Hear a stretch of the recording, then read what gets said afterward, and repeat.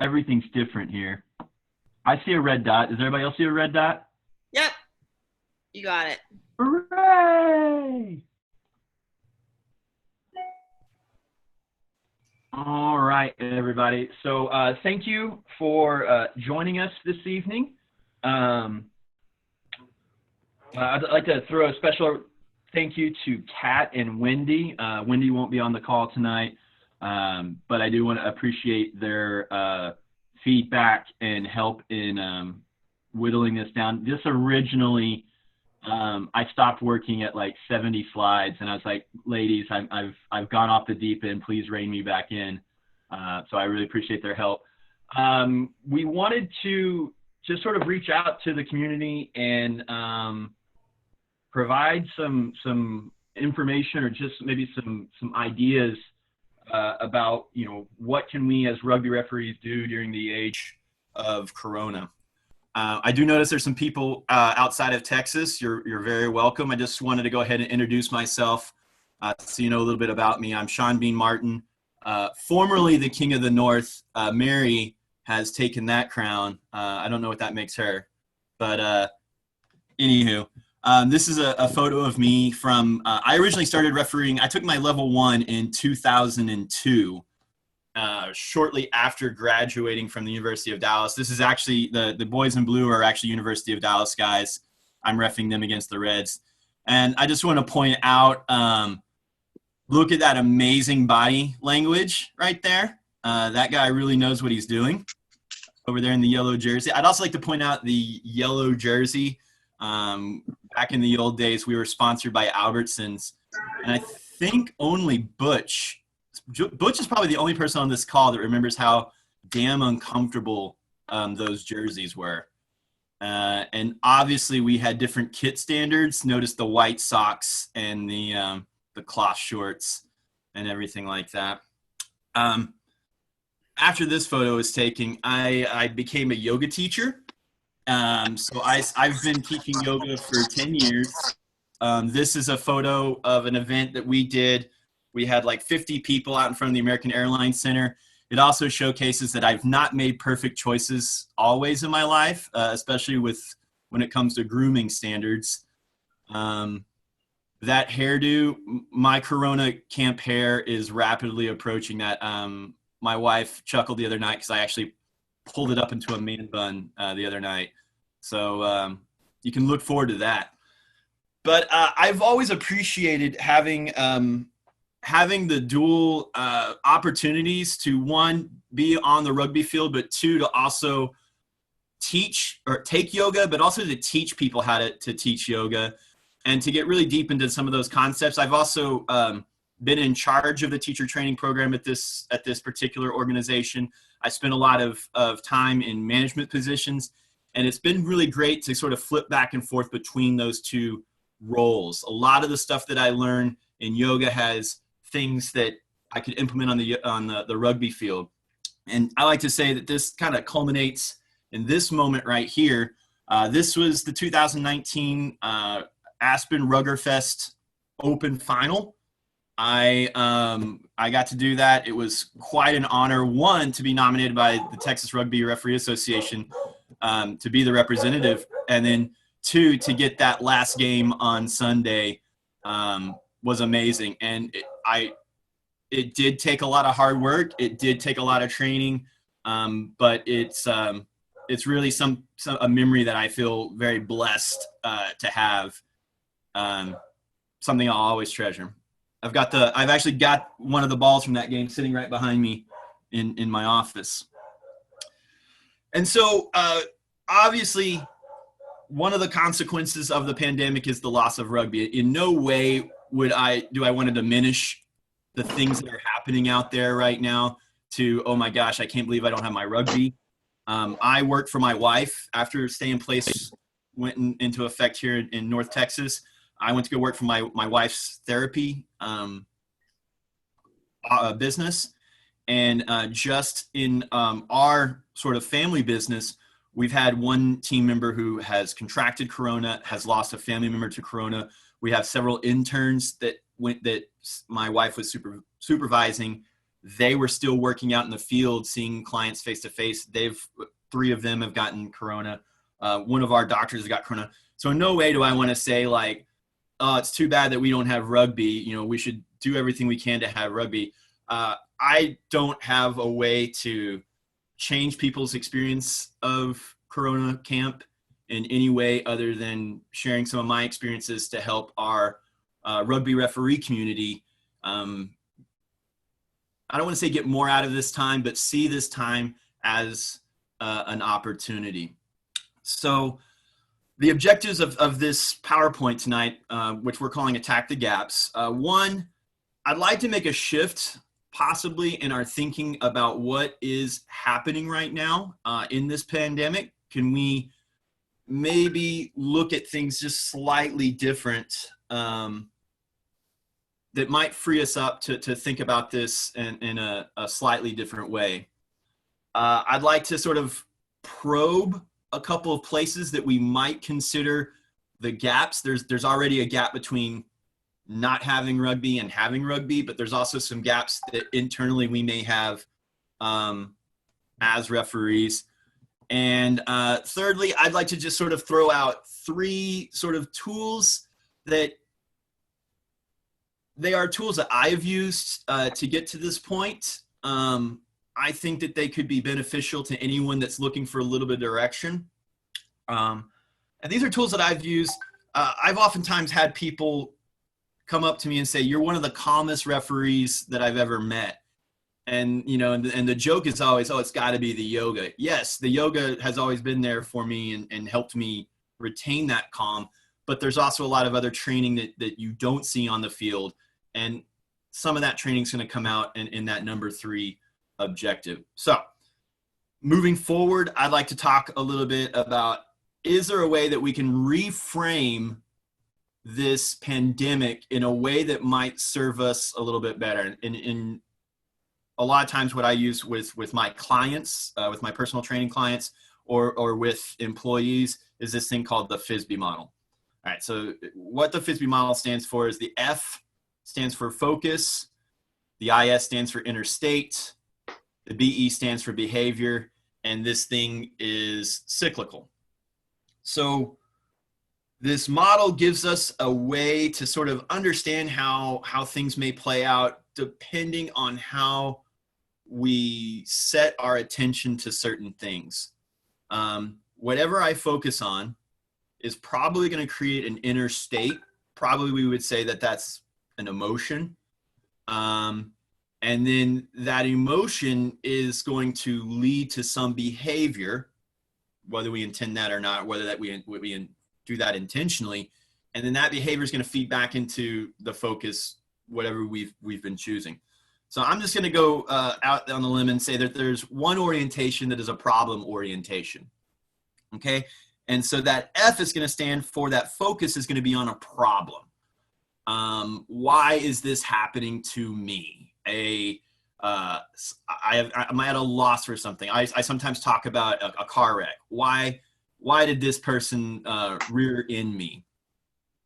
The interstate that's naturally going to come out of that problem focus is going to be a state of anxiety, right? There's going to be an emotional quality that is, I think, probably a little bit stimulating in a certain regard. And that in turn is going to lead us into a behavior that is going to be a reaction. And then that reaction is going to feed back into the problem. Now, the thing I like to think about here, anytime I find myself in this problem situation, I always have to ask myself, am I reacting to the problem or am I reacting to the anxiety? And I would posit that most often it's that anxiety. Hey, this person rear-ended me. I'm going to get out and be like, oh my gosh, my car is busted. How am I going to get to work? How much is this going to cost me? And so when I get out of my car and I'm thinking about all these bills and all these consequences, all of a sudden I'm like, hey, double dumbass on you, right? You're a complete moron. You're an idiot. How could you drive like that? Double dumbass on you is a Star Trek reference. If no one got it, then I'm going to just cry in a corner. But No one got it. That's okay. The point I like to make is that there's a delusion in this. And when we find ourselves in this orientation, we say, there is this problem happening to me. I'm feeling anxious. I'm feeling verklempt, for another kind of word. And then I'm reacting to that anxiety, and that problem hasn't gone away. So we move into a different orientation. And we're going to call this one more of a vision or an outcome focused focus. And so when I focus on the vision, when I focus on this is what I want to happen, right, there's going to be this element of passion. So this is going to be a stimulating emotion, perhaps on the positive side. And then when I find passion in something, well, then I just take a baby step forward, right? Doesn't matter how big that step forward is. And then that's going to feed back into my vision. So if we were to go back into that car accident metaphor, someone, and this actually did happen to me. That's why I use this. Like, you know, someone slammed into me on the Dallas North Tollway. To be honest, the car I had at that time was a beater. I bought it for $300 and I intended to run it into the ground. And so when they slammed into me, you know, we pull off to the side of the road. And my initial reaction was like, these dumb schmucks, I can't believe they would do this to me. And then as I look in my rearview mirror, I see the driver is a teenage girl and she's completely flipping out. And I was like, you know what? Your $300 beater car, that when you got outside the car and you saw that bumper was busted and, oh, my car isn't actually black. Apparently it used to be yellow, right? Maybe that car isn't so important. So instead of having this is happening to me, this is a problem, could I sit there and be like, man, I hope everybody's okay. Can I be a little bit more compassionate? Can I come from a place of just, well, what's the next thing I can do to make everyone feel safe here? And we, you know, I went up to the driver and I was like, hey, are you okay? She's like, oh my God, I'm so sorry. I'm like, no big deal. You know, why don't you just sit there for a second when you have a moment? Can we exchange phone numbers and insurance information? Completely different outcome, because it wasn't a place where the communication is stalled. What, you know, you're a dumbass. No, you're a dumbass, right? We can come to this place where there's a shared outcome that is beneficial for the both of us. And so I'd like to kind of look at the difference between these two things, right? One, when we focus on the problem, you've heard me say this a couple times, why is this happening to me, right? It is this language of victimhood, right? That we have no onus in, because what we're trying to do is avoid, right? The intention is to sit there and not look at the problem. It's to sort of force it away and just say, you know, let me push that away and not deal with it. And so the results that we get out of viewing things as problems is that the results are these episodic sort of things, perpetual fire drills. I liken this to, hey, we're all sitting in a building and all of a sudden the fire alarm goes off. And then I say, all right, everybody, I hear a fire alarm. Let's go step out. Let's step outside this building until we don't hear this fire alarm, right? I'm reacting to the thing that's causing my anxiety, which is the fire alarm. And we stand outside and I'm going, hey guys, I don't hear the fire alarm anymore. Let's go back into the building. Oh, I hear a fire alarm. Let's step back out of the building, right? When really we're reacting to the fire alarm when we should be focusing on taking care of that fire. And so the difference, the opposite side of that is if we are in a more of an outcome orientation, if we say, this is my vision, this is what I want to come out of this, we change that language of why is this happening to me to I choose. This is what I want to happen. Out of this situation, this is how I'm going to feel successful. And already that language changes it from, hey, I'm trying to take something out of being to I'm trying to create. I'm trying to be in charge of my own destiny, as it were, right? I'm trying to manifest those things that are important to me. And what we see out of this is instead of you know, we talk about those baby steps. Instead of sitting there going like, I've got to just get away from this thing, we say, hey, I don't know quite how I'm going to get from point A to Z, but I can make an easy step to point B from point A. I don't know what that whole path is going to look like, but man, I really want to get there. So is there just some little thing I can do? And if we can keep focusing on that, then that starts to create sustainable growth. Any chats? I've been hearing WhatsApp, but I don't know if there's been any chats. So I'm just going to continue. If there are no questions. Looks like we're all clear. Okay. Yeah, Kat, if you don't mind, just chirp in if there is something. Thank you. So we've come to the first gap, right? We've come to this place where there is no rugby in our current situation, and we're looking to this thing that's back to rugby. And so I just want to kind of take a look at this. I don't mean to like rehash everything, but it's important that we understand the current situation, where we are at right now. What can we control? What can we not control? So that we can maybe free up some of our space that's focusing on that problem and more focus on, when I get to rugby, this is how I want to interact with that. So let's take just a quick look at the USA Rugby return to play guidelines. You can find this on the TRU website.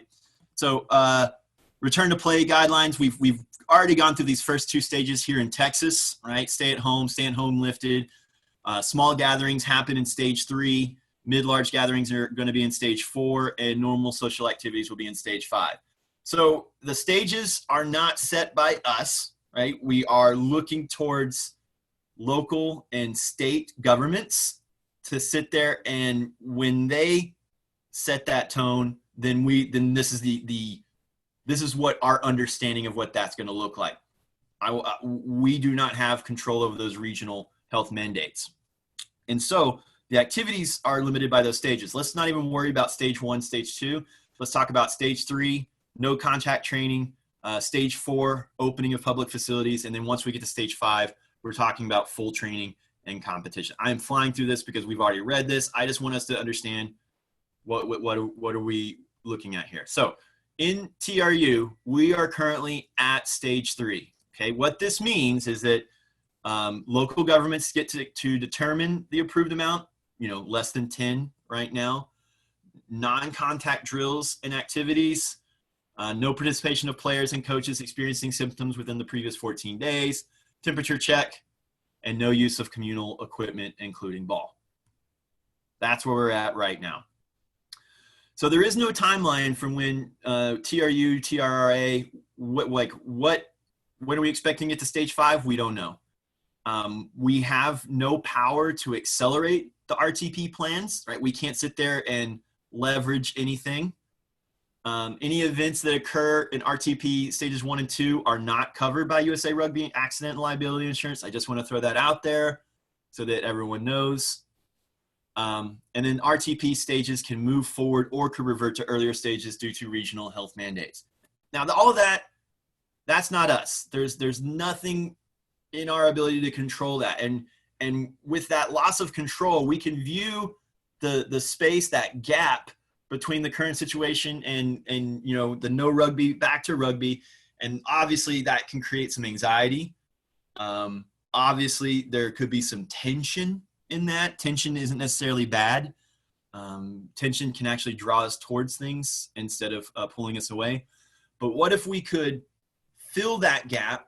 If we could control something, maybe insert passion there, or just insert our own ability to control.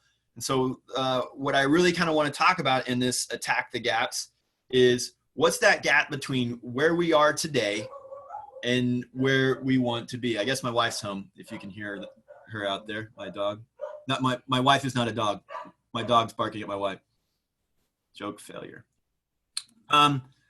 This idea came from one of the books that I've read in the last couple of years, is James Kerr's Legacy, What the All Blacks Can Teach Us About the Business of Life. It goes through some of those precepts that we know of, like sweep the sheds. That's the number one of the big 15. One of theirs is don't be a dick, right? Stay in a blue state. But one of the things they talk about is go for the gap. And that means that even if you're performing at a level that you think is optimal, right? There's always something, there's always a gap in your understanding, your learning, that you can go after and become better. I think about, if any of you remember Tiger Woods way back in the day, right? Tiger Woods got to the top of his game. Let's keep the extramarital affairs to the side. Let's not talk about those for a second. But there was a point where Tiger Woods said, you know, I'm in the top of my game. I could break my swing, right? I could change the mechanics of my swing, probably not do so well for a little while, but then he came back and it was even better. So it's kind of the same thing that the All Blacks talk about. We're just using it as a sort of a metaphor for us to kind of understand what we can do while we're in Corona camp. So as we're sitting there trying to bridge this space, we're trying to see what the path looks like. The ref we are today, we really need to assess that current reality. What are our current skills and abilities, right? What last season did you do really well? What did you see on film that supported you, right? What was kind of keeping you going? Are there certain things in your life, education, do you have a job that allows you the ability to maybe experiment a little bit with fitness and things like that? Do you have relationships that, well, you know, do you have a newborn child? Maybe that's going to kind of inhibit your moving forward. But just it's not that these things are good or bad, right? Like are we being honest? Like this is where I'm at. And then we start to look at that outcome vision. What is it that you want? It has to be a choice. If we remember Dave Hadfield last week, he was talking. He was the mind coach down in New Zealand. He had a really good sort of segue into talking about how some people don't respond to goals, and that really resonated with me because it got me thinking about some stuff. Like, you know, I could sit there and say having $1 million would make me happy. But how would I know that $1 million would actually make me happy? Like, if you had it, how would you know it? What would the success criteria be? How would you look, feel, behave?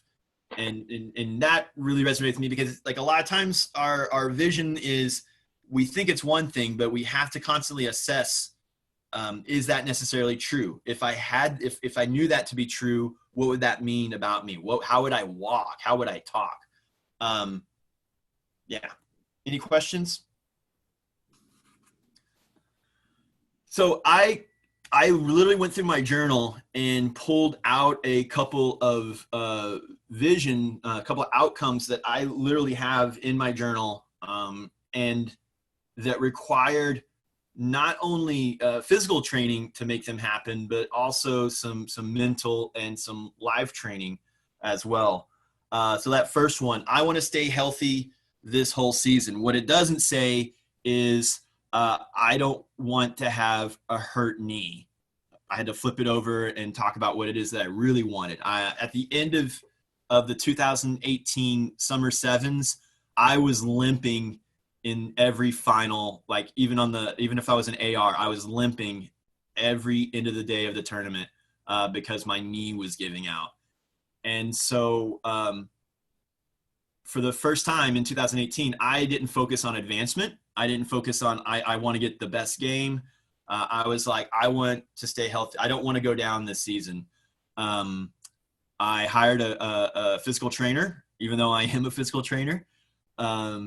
We did a lot of evaluating, and I basically had to strengthen my shoulders. We kind of found some faults in some of the ways that I run, where I was overly compensating with my hips and my shoulders weren't doing enough of the work. So I was having to do a lot of presses, a lot of rows, a lot of crawling, and just becoming a little bit more independent in my run. Becoming more dependent on my arms as I was running, understanding that gait is a full body contralateral movement. And so that was really interesting. Last year, 2019, I will do my best this weekend at Elevation. I flew in on a Thursday and was ready to go, was ready to start reffing on Thursday. And then Friday, they're like, we're going to let you do the over 55 first game. I was like, no problem. I've got this. And I got out there and just shat on the field. It was terrible. And I had to, sit down and be with that. What it was is I hadn't reffed a game in 5 months, or 15's game, excuse me. And I was out there at elevation for the first time doing 15s. I've been to Rugby Town, USA, but doing 15s at Aspen was a completely different experience. When you breathe in and you feel like you've got a full lung of air, and there isn't a full lung of air there. I had to eat some crow with my first ref coach, and then the second ref coach, I said, this is what I'm working on. And then as the weekend progressed, I did over 7 games that weekend. I made my way through a bunch of ref coaches and made it all the way to the men's open final. That required me kind of stepping back to some of the breath work that I had trained up into that point, and then realizing also, like, I had to change my warm up. I had to change my ritual to accommodate the ability to perform the way I wanted to perform at the men's open final. In 2019, I got to do the Texas Men's D2 Championship. And the thing I wrote down for that day is, I will keep my work rate as high as I can. And that was something that I was not used to doing. And it says a season's worth of effort, but it really was a lot of focus. It was trying to let all the extraneous stuff in my head go away, and just focusing on the game at hand, and trusting in the selector's choice, and then also just trusting in all of the training that I'd done up to that point. So as maybe you've identified a vision or an outcome that you are looking for. Some things to think about when you're trying to fill in those gaps, like, what could I work on that would get me from A to Z? What are you strong at? Sometimes our strengths can make us oblivious to things that are weaknesses. I as a former runner, I always thought, man, I've just got such great cardio. And as I turned 40, I've had to come to understand that, cardio isn't the end all be all. I've actually had to do a lot of strength training in order to maintain my ability to even run. What do you like to avoid? Cardio, intense cardio, or maybe recovery, rehab, prehab? Is there something that would make you better, but you avoid it, right? People keep telling you, hey, you need to work on this, but it's just simpler to kind of stay the path and do what you want to do. Do you have someone that you admire and you're like, I wish I could do more of that, right? We all wish we could have Scott Green hair, but I think it's genetic. So I'm just gonna strike that off of my list of things. And then number 5, when you imagine yourself getting better, what do you imagine doing better? What is that thing that is really going to push you over the edge? Because a lot of the stuff that brought us to this point, maybe we've been really good at things up until March 2020. We can't rely on those things to necessarily take us to the next level if that's where we want to go. So I love Venn diagrams, and this is how I think a lot about my approach to being ready to go. I think of 3 concentric circles, and I know they're not concentric. I know that that link between body and life is a little bit off, but I found Google Sheets to be very problematic to use to build this. We can imagine it. Good. Just imagine that it's perfect. Imagine that it looks like that Led Zeppelin Keep going. signal. So this is like, in my brain, if I were to look at when I'm ready to kick off, I'm seeing the perfect overlap of body, mind, life, and just for general sake, like fitness, my fitness is peaked at that point. I'm ready to go with my law knowledge, my nutrition, my sleep, my hydration. It's all perfect. And then at 2:00 on a Saturday, I kick off, right? That's kind of how I think about it. So ideally, I would like to see all those things sort of just coalescing right then at that 2 p.m. But it also gives me a diagram to sort of sit there and say, where are the gaps here? Like, maybe, you know, is there a relationship between my body and my mind that I'm neglecting?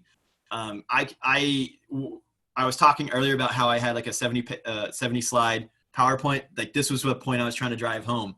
If you're not breathing optimally, your nervous system isn't behaving optimally, and therefore it's going to have consequences for your decision making and for the way that your body is going to react. So if we can train on that breath work, we can learn how to calm the nervous system down, you know, especially like at those breakdowns. That's one of my favorite things to do, is just to take a deep breath at the scrum or any line out and just say, you know, just calm down. I put rituals in here. You could put a couple of other things in here, but one of the things I've worked on in the last couple of years is developing rituals or warm-ups and things like that. I don't know about y'all. I used to have a warm-up that was specific for running, and I had a warm-up that was specific for lifting weights, and then I had a warm-up that was specific for getting ready to ref. And I kind of sat there and said, why am I doing that, right? I should be trying to train my body to get into a heightened state no matter what I'm doing, right? I should be like letting it know, like, hey, when we do this, this is game time, right? So that we're practicing that. We're practicing, you know, maybe getting some of that stimulation, getting that dander up, just so that when we get to Saturday, we feel comfortable, right? And then on the flip side, like, we show up to the pitch and then all of a sudden we forgot to do something. You're like, oh my gosh, I didn't follow my ritual, right? You want to limit that as much as you can so that you're in that prime state, ready to go. This is one I miss my 20s. I miss being able to go to the bar Friday night and then Saturday just being, you know, ready to go. Recovery, it's extremely important. Like I said, I'm 41. I have to take my sleep very seriously these days if I plan to perform well. I have a whole sort of ritual I do before I go to bed, which includes, you know, turning off the TV, reading, maybe taking a shower, drinking tea, but like trying to de-escalate my brain. I also journal right before I go to bed to get all those thoughts out of my head, so that instead of tossing and turning in bed, my body is getting the recovery that it needs to. But a lot of times our life patterns throw that out of whack. So those are just random ideas that I've thought of in my own life. Like, hey, I need to focus on fixing those things up. So when we think about the gap, think about, it's not necessarily like you're trying to react to something that's going wrong, but like, this is the next step in your evolution, right? Adaptation is not reaction, but continual action. Like, hey, I've gotten to this place. What's gotten me here won't get me to that next spot. So what are your gaps between the ref that you are now and the ref that you want to be? What are the things that you should work on when you're not in season, right? I would say we're not in season right now. What are some of the things that could broaden you and make you a more resilient and effective referee? What are some of the adjustments? And this one, when I talk to my personal training clients, like, is this thing that you're going to do going to be expansive in your life, or is it just going to serve refereeing, right? Like, could developing a meditation practice, could that help your referee practice, but also maybe expand other aspects of your life too? So you're much more likely, if you see the effects across a broad spectrum of things, to do those practices than if they're just going to serve one part of your life. And so we're working into the final part, the tools that I've used in the past and I think could be very helpful for us, especially while we're in this gap between no rugby and rugby. Developing a workout philosophy. So there's this thing that we say in personal training circles. It's called the SAID principles. It means specific adaptations to impose demands. The body, if you do not put the body through rigor, the body doesn't grow. There's when astronauts are in space, they actually lose bone density because there's no gravity. There's no resistance for them to strengthen their bones or their muscles. So you see them like strapping themselves to conveyor belts, and like they're sitting there walking along, trying to keep that muscle tone and trying to get a little bit of compression on those bones so they don't lose as much density. So use it or lose it, right? If you're not actively engaging with some kind of resistance, you're not going to have that. The second point is another really strong point. The benefits to skill decrease as skill increases. So we like to think, and I'll just go to the next slide. We like to think that there's this ever diminishing return on effort, that if I put in effort, then I'm exponentially going to get better and better at things. If you watch commercials, this feeds into that, right? The touchdown happens, and now we're going to cut to commercial, and it's a Miller Time commercial, right? That high experience is Miller Time, and we're clinging beers together, and it's like, oh, it's this peak experience. And then the next commercial is a Ford truck coming over a mountain, right? It's this peak manly experience. And all these commercials just think that, like, hey, the pursuit is always chasing those peak experiences, always getting better. It's if we put in more effort, we're going to get more out of it.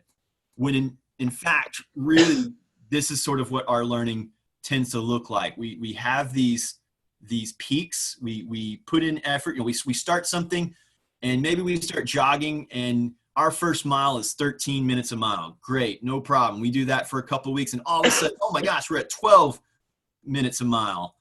And then that kind of plateaus for a little bit, and then like maybe 6 weeks later, we get down to 11. And I'm rapidly speeding this up just for purpose of just showing.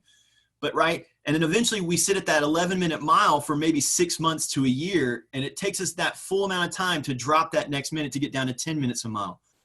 We have this, the body has to sort of recover. Our whole lives have to recover. We can't purposely think that we're always going to be going upward, upward, upward.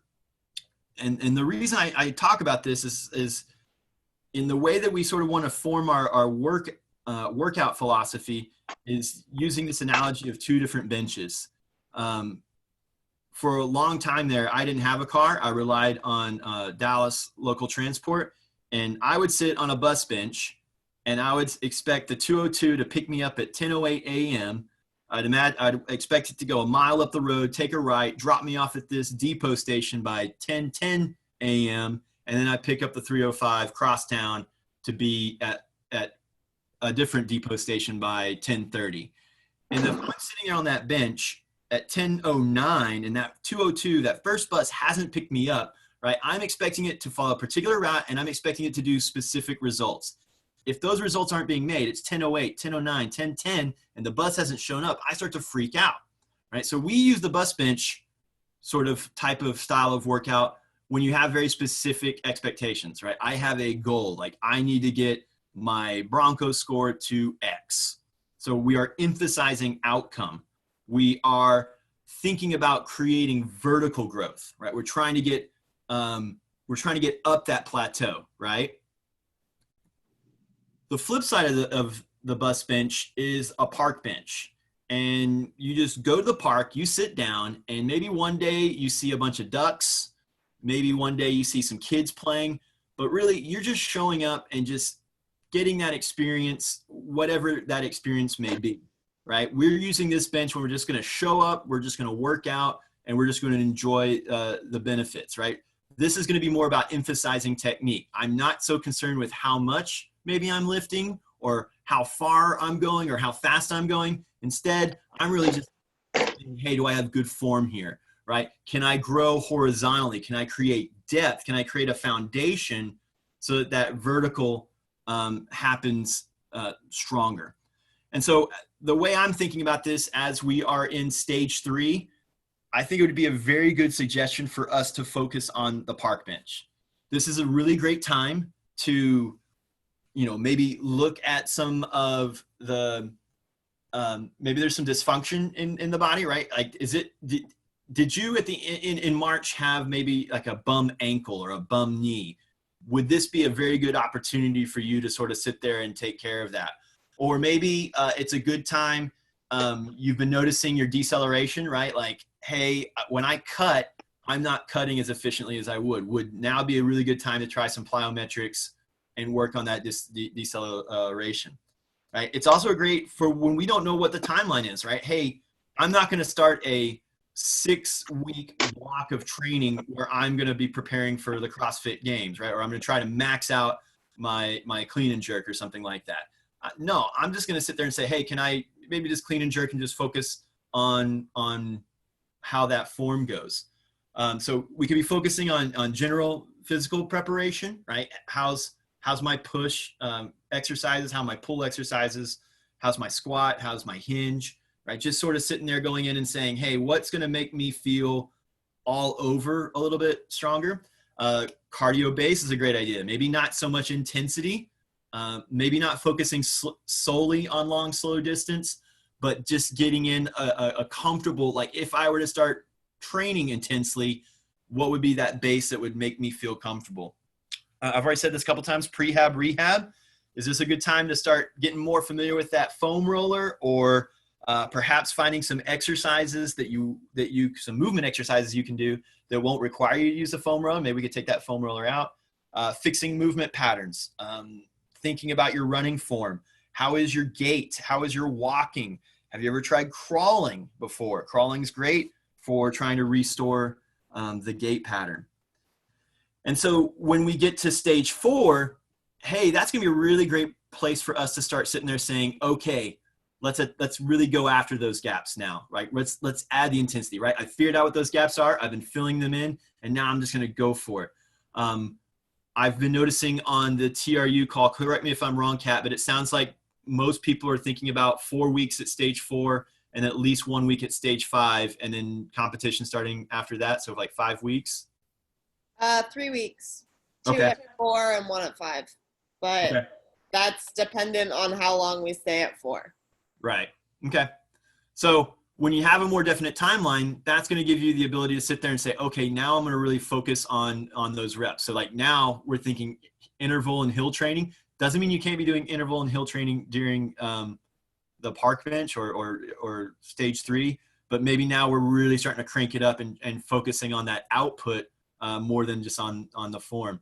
Maybe this would be a good time to start game specific training, running boxes, right? Setting out cones and running sprint drills for 10 minutes at a time, trying to get cuts, trying to get angles and things like that. So starting to intensify there. So the second tool I would say I think is helpful for us while we're in this time is to develop a focus practice. And this is going to have 2 different connotations. One, there's awareness versus focus. So we've been talking tonight about awareness of our gaps, right? Just having that broad perspective, understanding oneself and the things around us. If we can increase that awareness, we're going to definitely learn our own abilities, like what are our capacities. We're going to understand more about why we do things sort of the way we are. That might also lead to some better decision making. So we've already been talking about awareness of gaps. We've already been talking about that body, mind, life relationship. Focus is taking that awareness, and then maybe we take a spotlight to it, right? So awareness might be like we are a lighthouse with that sort of V-shaped light shining out as broadly as possible. With focus, we're trying to bring that light into more of a circle, like it's fixating on one point.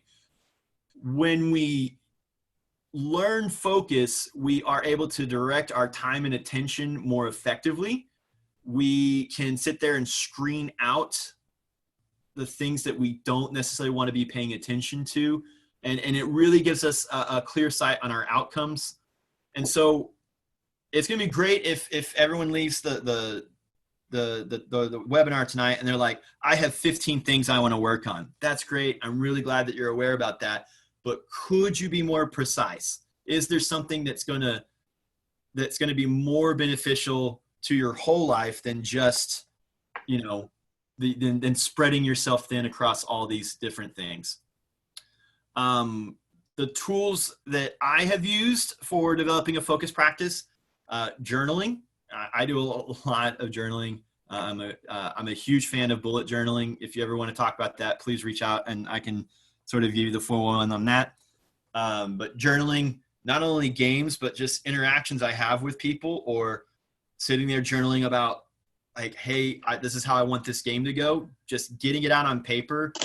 There are a lot of not only physical benefits, including less stress. There's a lot of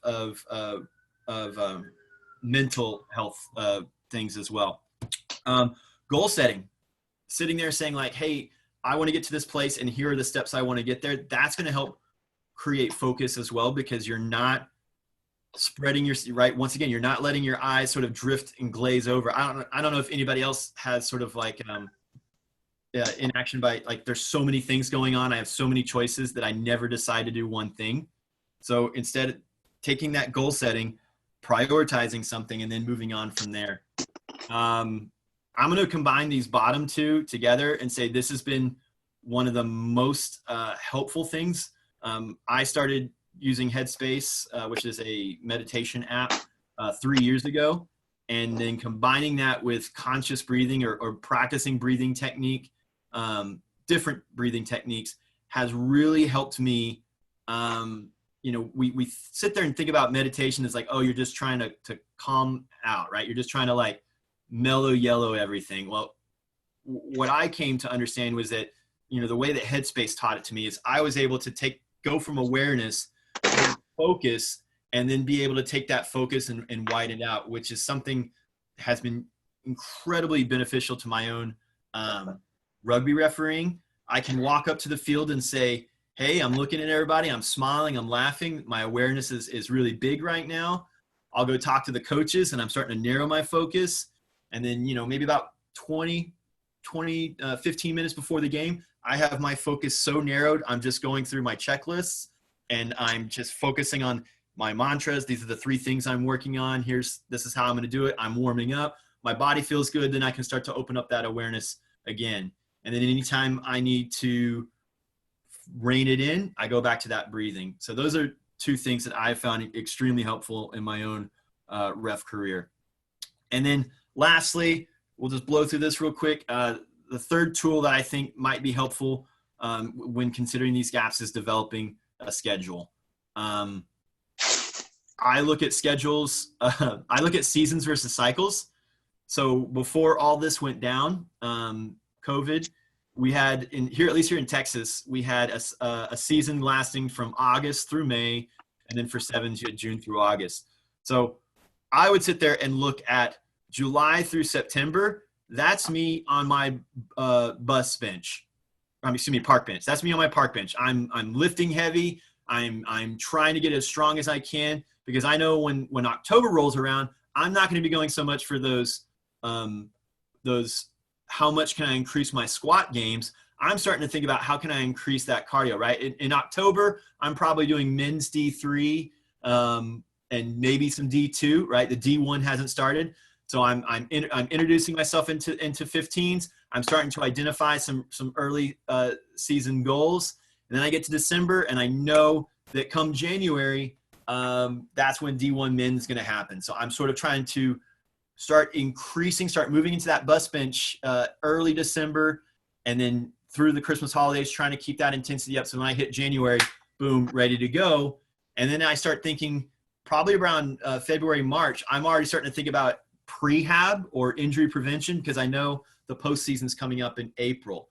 So if we can break up the season into sort of these different little chunks, we can start to sit there and say, hey, every 4 to 6 weeks, I'm probably going to have to change my training block up a little bit in reaction to what is happening on the field, right? What is this particular adaptation, right? I can't just focus on cardio 100% of the time, because it's not going to be time that necessarily is going to be fruitful. My cardio gains can only go so much up as my cardio skill increases. So are there other things that I can focus on that'll give me that bigger base and help me to perform better? So keeping consistent to a training plan, one should not change too many cycles within a particular season segment. Each season segment would have a different focus. So cycles versus weeks, you can't necessarily fit an entire training cycle into a week's worth of work and be prepared to perform on Saturday. I had a misgivings of hiring this personal training coach and we did something called a lip knov on a Thursday. And it was basically, I did 10 goblet squats with a kettlebell. And as soon as I finished that 10th one, I went on a 40-meter sprint and did that 10 times. Well, I came back the next week and said, hey, man, did you know that that was going to like kill my running? He's like, I didn't, what do you mean? I was like, I had a game on Saturday. Thursday was not the appropriate time for me to do something called a lift knob because I could barely move on Saturday. So understanding like where does your training cycles fit in with these weeks, and then understanding weeks are going to be different each week. A highly competitive D3 game separated by 1 point in week 1, that's a certain intensity. A 37-21 D1 game in week 2, and then a 100-0 D2 game week 3. Those are, you know, there are going to be different levels of officiating in there, right? What's going to be the hardest one to do, right? Are we talking physically, mentally? And then which is going to have the biggest toll on your recovery? So thinking about breaking up your season into these segments can help you start to figure out what are the gaps you want to work on in which order, and get you to start planning those things out. One of my favorite quotes is you can always change a plan if you have a plan. But I feel like I know me reffing 5 years ago, I would just kind of do whatever I wanted to do instead of saying, look, these are the outputs that I'm looking for. These are the trainings I kind of need to do. So if you knew you have three weeks, not 6 weeks, until stage 5 and return to play, what would you prioritize, or how would you train to get game ready? Once the season begins, how would you plan to train yourself to keep yourself healthy and productive the entire season? With the perplexities that Corona Camp has thrown at us, it made it feel impossible to stick to a routine. Boy, do I know that. Without a regular work schedule, maybe you have children, getting up consistently can prove challenging. So instead of trying to focus on like 100% consistency, right? Could you just focus on hitting it? I do this with my nutrition clients, right? As we start off, instead of focusing on hitting, 100% hitting every meal the way that we want to do it. Hey, can you focus on Monday morning breakfast? Just nail that. And then next week we'll do Tuesday morning breakfast. And instead of sitting there going like, there's these, 21 opportunities for failure, can we just set ourselves up and say, okay, this week I'm just going to focus on doing it this one time? Or maybe we're focusing on, hey, can I get that meditation practice in 3 out of 5 times this week? One thing I would say is, can you prioritize yourself? Maybe I like to do things first thing in the morning when my wife's still asleep. Or can you prioritize a certain time of day where you're like, this is sacred time for me, right? I will push things around this, but this is not pushable. Can you make trade-offs with yourself? Like saying, like if you're trying to change a behavior, such as I will let myself do a quarantine chug if I get my weightlifting done first. That's just a funny, that's probably not funny. And then of course you also have to make accommodations for what's important, because even though we're trying to work on rugby, we still have family, work. It's still important that we take time off and play. There's things to do around the house, and etc. Okay, I feel like I've been just screaming at y'all for 50 minutes. Just wanted to end with the 2 commandments of the TRRA. Number 1 is don't be a dick. And I'm going to say in this particular context, it's don't be a dick to yourself. Take care of yourself. Understand that we are living in some different times. Don't beat yourself up, right? If we identify a gap, it is not a failure. It is an opportunity. And just continue to grow in that way. And then, of course, our number 2 commandment is to control the controllables. What's in your power, what's in your grasp, and then choose to go from there. Choose how you want to engage your environment. And so I really appreciate all of you sticking around, listening to me rant for almost an hour. We still got a couple minutes. If anyone has any questions.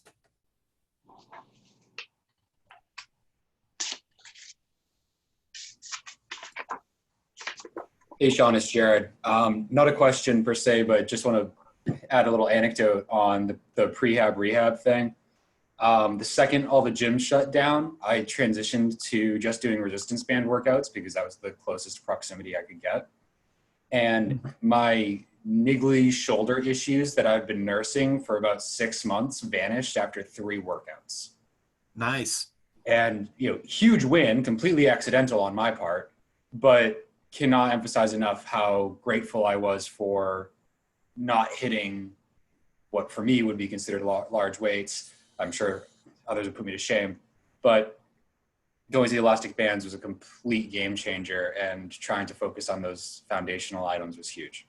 Yeah. The body is one piece, and but a lot of those parts in isolation can cause problems across the whole body. So I'm really glad that you found those resistance bands. Are they loops or were they bands, like a pull apart? They were loops, the little small guys.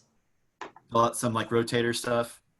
Exactly. And I was doing routines that I found on YouTube, just very little movements, lat pull downs and stretches, nothing crazy. Yeah. It's interesting, like, right, turning that knob down a little bit can really bump everything up. Cool. Thanks for sharing.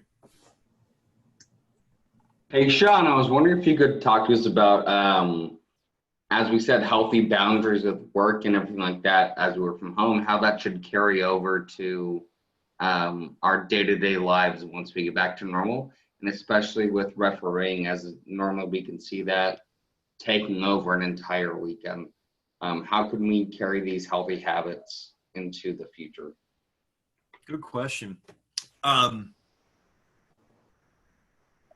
So one of the things that my wife and we keep talking about, post-COVID, she works with children, and we keep trying to tell people to not say, the new normal or anything like that, because whatever we face on the other side of this is going to be a radically different world than what we went into in March. And it's going to take probably some push and some pull, we're going to have to reevaluate some of those relationships that we have with work, with each other, with rugby. I'd like to think I know what rugby is going to look like when we get to stage 5, but who knows? I'd like to assume that it's still on Saturdays at 2:00. That would be kind of normalizing and make me feel pretty good. But to be honest, we really don't know. I would encourage you to figure out, this is an opportunity to figure out what's working for you right now.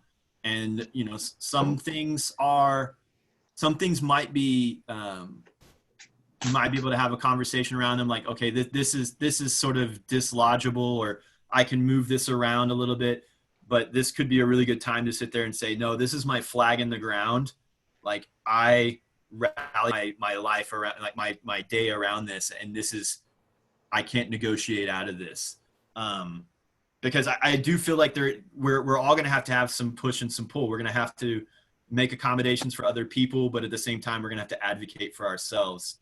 And I think that's going to be one of the biggest lessons coming out of Corona Camp is we got to take care of ourselves. But at the same time, like, we've got to give space to other people to grow and to develop and to be heard on their own. And I don't think that's, Drew, that's probably not like a concrete answer. That's just sort of like a philosophical thing. And I understand if it didn't totally answer that. No, it was perfect. I just think that this is us addressing healthy boundaries, and we should take the lessons we learn and carry them forward even when we get out of this pandemic. Oh, I love Fundemic. I hadn't heard that before. Yeah, Drew, I really liked what you said, and I kind of just wanted to draw attention to what Shawn said, that we all need to accept that, like, we are different people and we have different goals. I read recently that you need to stop comparing yourself to other people. So particularly on a weekend, if you have a lot of games, you don't have to compare what you need to someone else. Like if you see someone like Scott Green, because I see he's on the call, right, going out and he leaves all weekend, flies to 4 different places, does like 3 different MLR games. You don't have to look at yourself doing like 2 games a weekend and be like, well, I shouldn't be stressed because Scott does so much more and I want to be like Scott. Like you're not Scott. I mean, except for Scott, yeah, you're yourself. But like me, I'm not Scott, so why am I comparing myself to something that he's doing? So you need to like look at yourself. If you need something, if you need time to not think about rugby, you've got 4 games on a weekend, a whole tournament, and you need 20 minutes to yourself. Like just because other people aren't taking that 20 minutes doesn't mean you shouldn't. So we're all different people. So don't always compare yourself to someone else and think that we're all built the same way. The decisions that we want to make, like to grow towards our goals, they can't be someone else's. They have to be 100% our own. Otherwise, we're engaging in a dynamic where someone is exerting power over us, and the outcome that we're always looking for is to discover our own latent power, right? The opposite of power is control, right? Are we trying to control the situation? Are we trying to control other people? Or are we giving ourselves power to manifest the things that we want? Or are we helping other people understand their own empowerment to do the things that they want to do? And so I think that should always give us a little bit of compassion as we look towards people. Cool. Any other questions? I think you can save that recording. Just press. I was recording something?